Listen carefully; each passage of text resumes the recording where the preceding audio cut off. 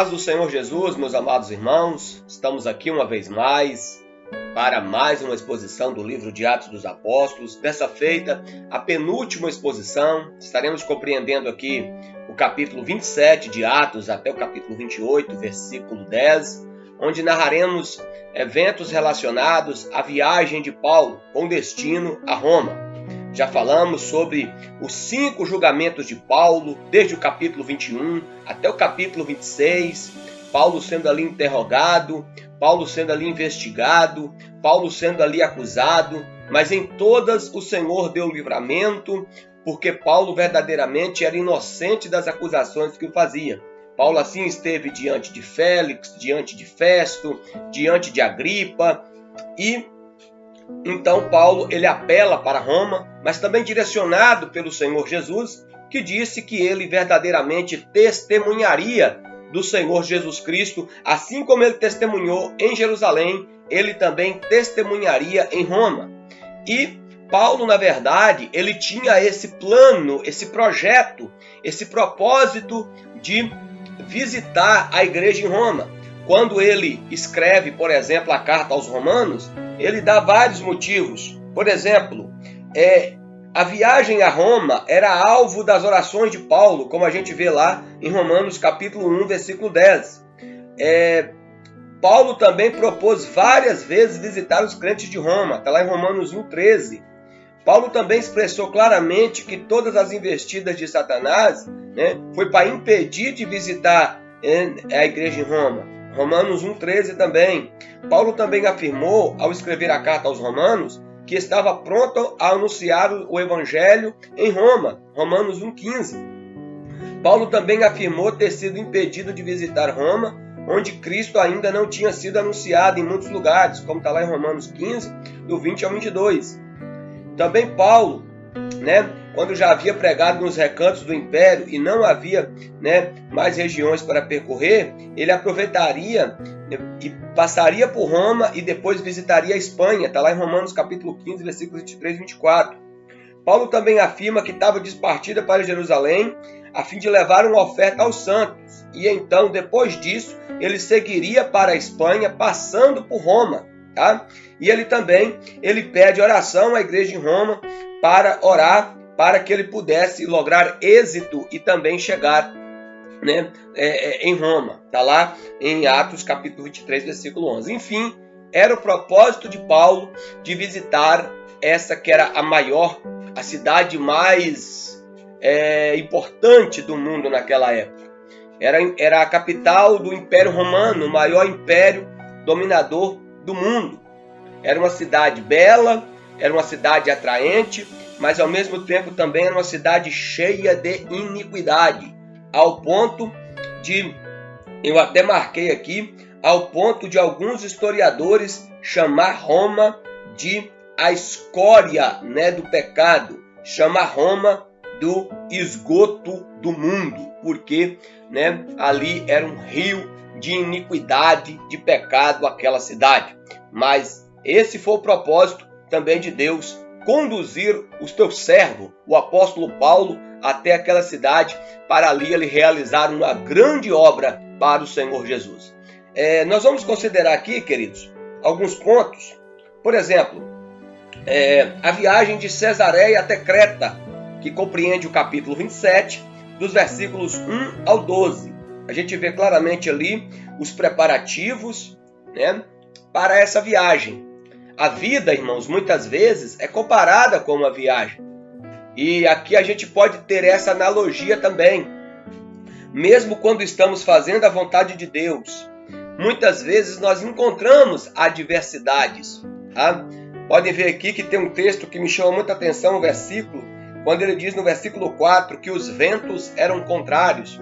Quando ali, a viagem ele partiu, como diz aqui, quando se determinou que havíamos de navegar para a Itália, entregaram Paulo e alguns outros presos a um centurião por nome Júlio, da coorte Augusta. E embarcando nós em um navio adramitino, do mar Adriático, Adramitino vem de Adriático, do mar Adriático, tá? Partimos navegando pelos lugares da costa da Ásia, estando conosco Aristarco, macedônio de Tessalônica. E chegamos no dia seguinte a Sidom, e Júlio, tratando Paulo humanamente, bem interessante isso aqui, né? O centurião ali, ele tratou Paulo humanamente, benignamente, porque ele sabia que Paulo era inocente das acusações que pesavam contra ele, né? E até mesmo esse centurião, ele permitiu que Paulo visse os amigos para que cuidasse dele. Repare que Paulo já estava há mais de 2 anos nessa questão, nessa prisão, né?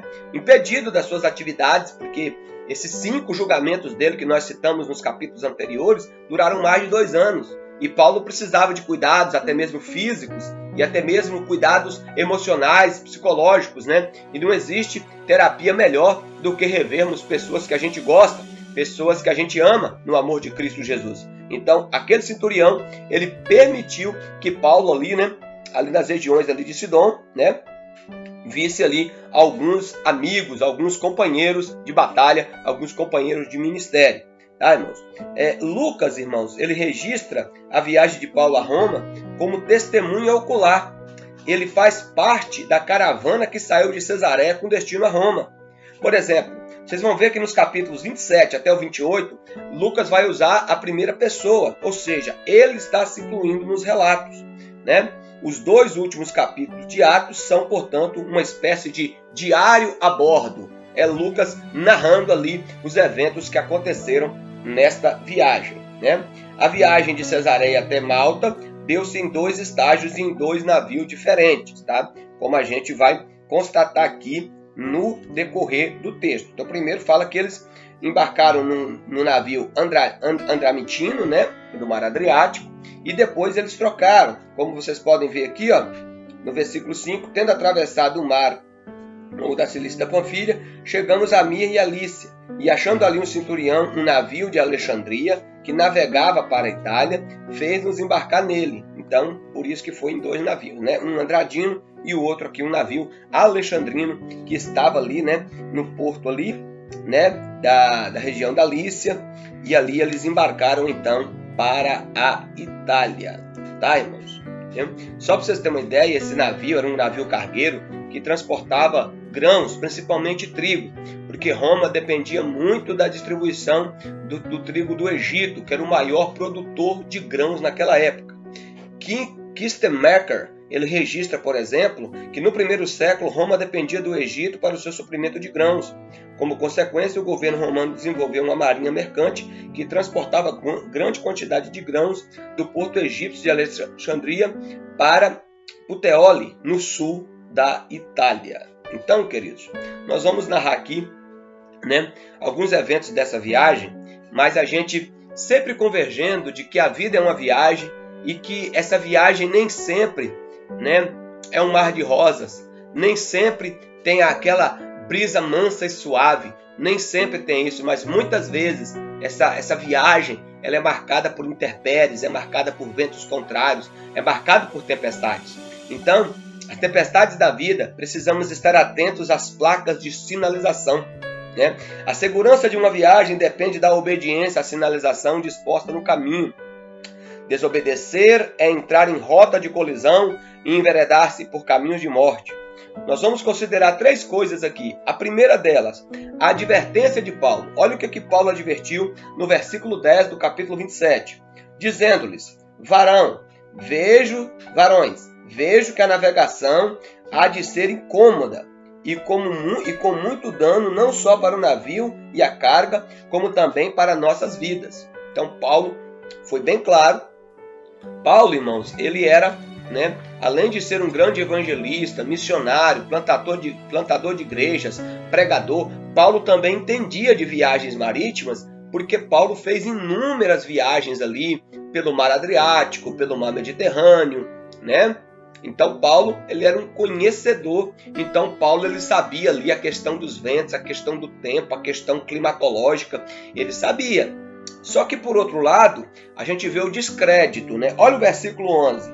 Mas o centurião cria mais no piloto e no mestre do que no que Paulo dizia, né? De certo ele falou assim, não, esse Paulo aí ele deve entender muito de Bíblia, mas ele não entende nada de embarcação, não entende nada de viagem, de navegação. E aí que foi o ponto de desencontro. Nós temos que estar atentos, irmãos, às placas de sinalização, às advertências. Placa é uma advertência. Então, quando você vê uma placa, é você sendo advertido de que o perigo pode estar à frente. Então, queridos, nas viagens da vida, nós precisamos buscar conselho e orientação daqueles que andam com Deus. Quem despreza os conselhos sofre grandes danos.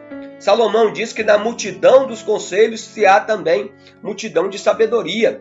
Então, faltou sabedoria ali, né, para aqueles homens, a qual eles achavam que eles estavam ali, né, o centurião como comandava, e falou, não, quem dita as regras aqui é o piloto, é o capitão, né, mas ignoraram as palavras do apóstolo Paulo, e como a gente vai ver lá na frente, eles sofreram sérios danos, sérios mesmo, né? Em terceiro lugar, nós destacamos que a voz da maioria nem sempre é a permissão de Deus, é a voz de Deus, tá, meus irmãos? No versículo 12 diz assim, ó, e como aquele porto não era cômodo para invernar, os demais deles foram de parecer que partíssemos dali e podíamos chegar até a Fenícia, para o porto, né, de Creta, para a banda do vento da África e do couro e invernar ali. Porque no inverno, irmãos, era impossível a navegação. Segundo os estudiosos, a partir de 15 de setembro, não era se permitido fazer mais, porque o inverno realmente colocava as viagens em sérios riscos, em sérios perigos para os navegantes. Então, eles procuraram imediatamente procurar um lugar para poder invernar e partiram dali, mesmo Paulo advertindo, e a maioria do povo, não. Irmão, só para vocês terem uma ideia, nessa embarcação, conforme está lá no versículo 37, tinha aproximadamente 276 pessoas nessa embarcação. Era muita gente, irmãos, tá? E aí a maioria, tá? Então, meus irmãos, nem sempre a maioria, né, significa, né, o aval de Deus. Como diz, né, como já dizia Matthew Henry, ele diz que é melhor ficar em um lugar incômodo, né, mais seguro do que estar inseguro em um mar revolto, tá? Então, prestem atenção nessas palavras, tá bom, queridos? Tá? Nem sempre a voz da maioria, irmão, significa o aval e a aprovação de Deus, né? Ele faz aqui uma aplicação que muitos jovens, por exemplo, vão para boates porque a maioria dos colegas vão. Muitos jovens mergulham nas drogas porque a maioria dos adolescentes experimentam. A maioria dos jovens perde a virgindade no namoro porque a mídia diz que isso é tudo normal e a maioria faz. É um caminho que conduz à perdição e muitos são os que entram nele. Bom, meus amados irmãos, então nós precisamos entender isso. Fica esse alerta para nós, meus amados. Nem sempre a voz da maioria é a voz de Deus, tá? Agora vamos narrar um pouco sobre a viagem de Creta até Malta, que está entre os versículos 13 e 38, né? E nessa viagem aqui, nós vamos destacar aqui, tá, meus irmãos, né? Quando nós não ouvimos as advertências, tá?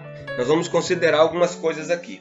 Primeiro, a aparente segurança. No versículo 13 diz, soprando um vento sul brandamente, lhes pareceu terem já, né, que desejavam, e fazendo-se vela, foram muito perto costeando Creta. Então, ali pareceu a viagem no início, pareceu tranquila, ventos brandos, normal, tá?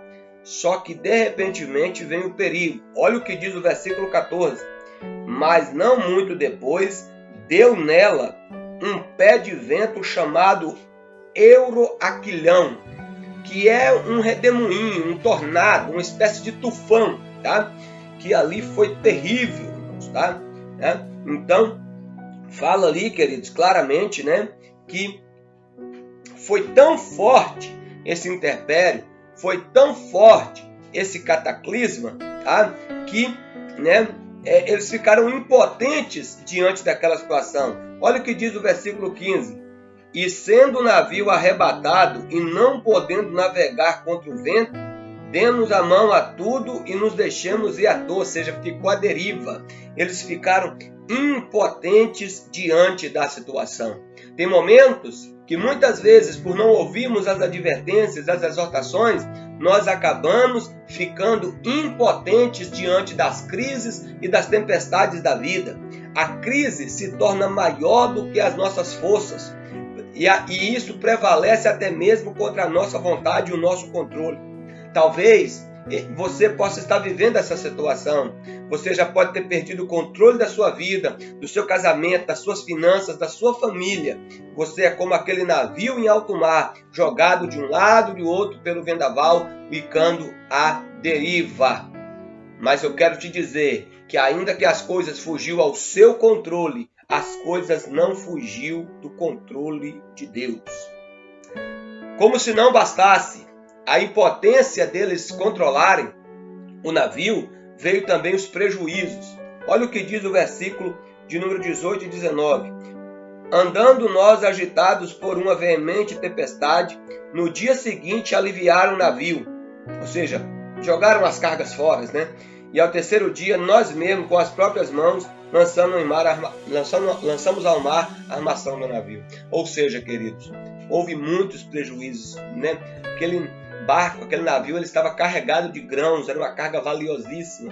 Então, muitas vezes também, irmãos, quando nós não atentamos para as advertências, para as exortações, nós também corremos riscos de sofrermos sérios prejuízos, porque muitas vezes nós ignoramos as advertências divinas.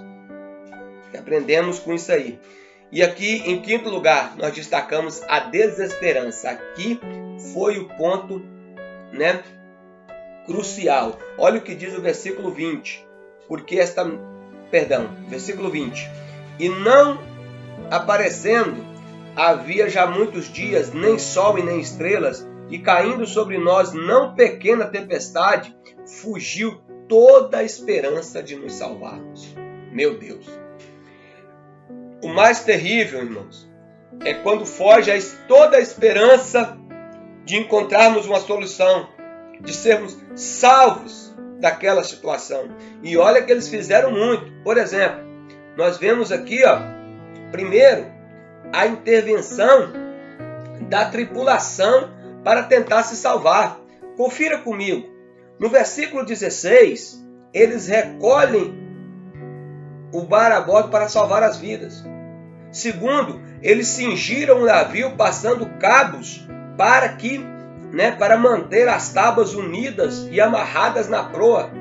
Em terceiro, está no versículo 17 do capítulo 27.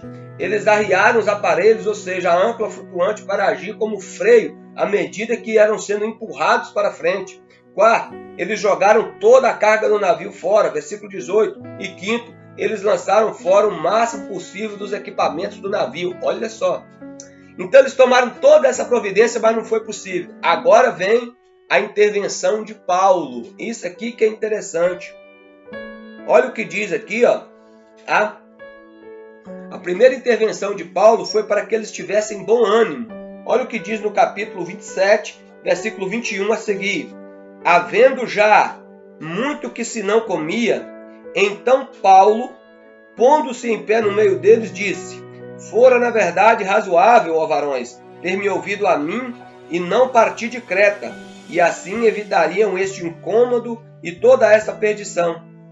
Mas agora vos admoesto a que tenhais bom ânimo, porque não se perderá a vida de nenhum de vós, mas somente o navio. Porque esta mesma noite o anjo de Deus, agora olha que frase linda, de quem eu sou e a quem eu sirvo, esteve comigo, me dizendo: Paulo, não temas, importa que seja apresentado a César, e eis que Deus te deu todos quantos navegam contigo. Portanto, ó varões, tende bom ânimo, porque creio em Deus que há de acontecer assim como a mim me foi dito. E contudo é necessário irmos dar numa ilha. Então, o conselho de Paulo foi esse: fiquem calmos. Como diz aquele hino, né? Fica tranquilo, não se desespera. É como outro louvor que diz: o vento balançou, meu barco em alto mar. O vento me soprou, o vento soprou e quis me assolar. Mas ali vem a palavra de Deus. Vem ali o anjo do Senhor e fala para Paulo: fica tranquilo, vocês não vão morrer. Vai ter dano só para as coisas materiais, mas a vida de vocês serão poupadas. Louvado seja o nome do Senhor. E a segunda intervenção de Paulo, irmãos, foi para que eles permanecessem juntos. Olha o que diz, a partir do versículo 27, diz assim, quando chegou a 14ª noite, sendo impelidos de uma e outra banda do mar Adriático, lá pela meia-noite, suspeitaram os marinheiros que estavam próximos de alguma terra, e lançando prumo, acharam 20 braças, e passando um pouco mais adiante, e tornando a lançar o prumo, acharam 15 braças, e temendo ir dar em algum rochedo, lançaram à popa 4 âncoras, desejando que viesse o dia. Procurando, porém, os marinheiros fugir do navio, e tendo já deitado o batel ao mar, como que querendo se lançar as âncoras pela proa, olha o que disse Paulo ao centurião e aos soldados: se estes não ficarem no navio, não poderemos ser salvos. Então os soldados cortaram os cabos do batel e deixaram cair. Ou seja, irmãos, Paulo pediu união naquele momento. Vamos ficar todos juntos, porque é a maneira pela qual nós seremos salvos. Isso tem uma aplicação maravilhosa. Somente o povo de Deus unido, somente o povo de Deus num propósito, é que nós poderemos ser salvos, queridos. Nós não podemos andar em dissensões, batendo cabeça, um querendo uma coisa, outro querendo outra. Nós temos que estar num propósito. O propósito de servir a Deus, de estar juntos, de orar uns pelos outros, perdoar uns aos outros, viver em comunhão uns com os outros. Não, Deus não nos chamou para sermos grupelos ou ficarmos alienados. Deus nos chamou para ser o povo. Nós somos a igreja, o povo de Deus. É necessário que estejamos unidos. E a terceira intervenção de Paulo foi um apelo para que eles comessem alguma coisa. Olha o que Paulo diz a partir do versículo 33. E enquanto o dia vinha, Paulo exortava a todos que comessem alguma coisa, dizendo: já é o 14º dia em que esperais e permaneceis sem comer, não havendo provado nada. Portanto, exorto-vos que comais alguma coisa, pois que é para a vossa saúde, porquanto nenhum cabelo da vossa cabeça perecerá. Aleluia! E havendo dito isto, tomando o pão, deu graças a Deus na presença de todos, e partindo começou a comer. E tendo já todos bom ânimo, puseram-se também a comer. E éramos ao todo no navio 276 almas, tá, irmãos? E diz aqui, refeitos com a comida, aliviaram o navio, lançando o trigo no mar. Então, queridos, ali Paulo, ele fala claramente: gente, vocês já estão 14 dias sem comer, vocês não vão aguentar mais. Vocês precisam comer alguma coisa. E a palavra do Senhor diz que a partir do momento que eles comeram, eles foram revigorados. E eles até mesmo, tinha algumas coisas ainda que estava retendo ali no barco e eles lançaram. Meus queridos, a aplicação que eu quero fazer é o seguinte: Jesus é o pão da vida. Diante da tempestade da vida, quando falta até mesmo o apetite, nós devemos nos alimentar do pão da vida, que é Jesus Cristo. E assim o nosso ânimo será revigorado. E assim nós lançaremos fora até mesmo. Olha, irmãos, eles estavam preocupados com alguma parte da carga, mas era necessário que aquela carga fosse lançada fora. Lança fora as coisas que ainda te prendem, as coisas que ainda te prendem neste mundo, te prendem nesta vida. E, aleluia, se alimente de Jesus. Esteja verdadeiramente saciado. Ali eles foram revigorados quando eles comeram do pão. Jesus é o pão vivo que desceu do céu e ele nos revigora psicologicamente e espiritualmente para que possamos enfrentar as intempéries e a adversidade da vida. Aceitar Jesus, crer em Jesus, não significa ausência de tempestade, não. Olha aqui, Paulo era um servo de Deus, mas mesmo assim enfrentou tempestade juntamente com os outros. Tempestade vem sobre justos e sobre injustos, sobre crentes e sobre ímpios. Mas olha a atitude de Paulo em relação aos outros. Pense nisso, meus amados irmãos. Pensem nessas coisas. Louvado seja o nome do Senhor. O Senhor nos dá força para prevalecer contra as adversidades da vida. Meus queridos, indo para a parte final aqui, nós vamos falar do naufrágio e da chegada dramática à ilha de Malta, que está entre o capítulo 27, versículo 39, até o capítulo 28, versículo 10. Nós vamos destacar aqui, queridos, pelo menos aqui 3 pontos. Vou ser bem rápido para os irmãos entenderem, para a gente concluir a mensagem dentro do nosso tempo proposto, que é de meia hora. Então, primeiro, um lugar de salvamento milagroso. Olha o salvamento aqui, a partir do versículo 39. Sendo já dia, não reconheceram a terra, enxergaram, porém, uma enseada que tinha uma praia e consultaram sobre se deveriam acalhar nela o navio. Levantando as âncoras, deixaram ir ao mar, largando também as armas do leme, e, alçando vela maior ao vento, dirigiram-se para a praia. Dando, porém, um lugar de 2 mares, encalharam ali o navio, e fixa a proa ficou imóvel, mas a popa abria-se com a força das ondas. Então, olha só para vocês verem. Então a ideia dos soldados foi que matassem todos os presos para que nenhum, porque dentro daquela embarcação havia a tripulação e havia também muitos presos, dentre eles Paulo, Muitos ali, Paulo era inocente, claro, mas muitos ali eram malfeitores, eram assassinos, ladrões, Mas, olha só, os soldados quiseram matar os prisioneiros. Olha assim, irmãos, versículo 42. Mas olha a solução no versículo 43. Mas o centurião, querendo salvar a Paulo, olha aí, o centurião, ele sabia que Paulo era inocente das acusações, lhe estorvou esse intento, ou seja, impediu que os soldados fizessem isso.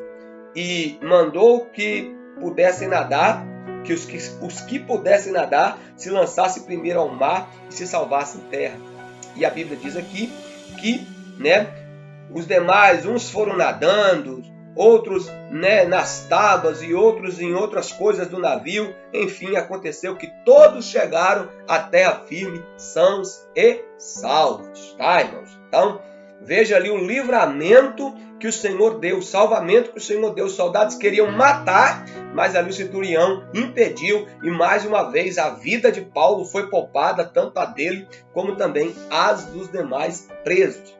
O segundo ponto que eu quero ressaltar aqui foi um acolhimento amoroso, Como ali a população de Malta, da ilha de Malta, recebeu aquela tripulação, No capítulo 28 já.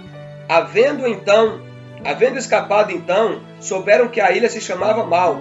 E os bárbaros, o termo bárbaro aqui, literalmente quer dizer os nativos da terra, usaram conosco não de pouca humanidade, porque acendendo uma grande fogueira, nos recolheram e a todos nós, por causa da chuva e por causa do frio que fazia. E havendo Paulo ajuntado uma quantidade de vides, gravetos, e pondo-os no fogo, uma víbora fugindo do calor lhe acometeu na mão. E os bárbaros, ou seja, os maltenses, vendo-lhe a víbora pendurada na mão, diziam uns aos outros: certamente este homem é homicida, visto que, como escapando do mar, a justiça não o deixa viver. Mas Paulo, sacudindo a víbora no fogo, não padeceu nenhum mal. E eles, esperando que Paulo viesse a inchar e cair morto de repente, mas tendo esperado já muito e vendo que nenhum incômodo lhe sobrevinha, mudando de parecer, diziam que ele era um Deus. Isso prova aqui a ignorância que as pessoas têm das coisas.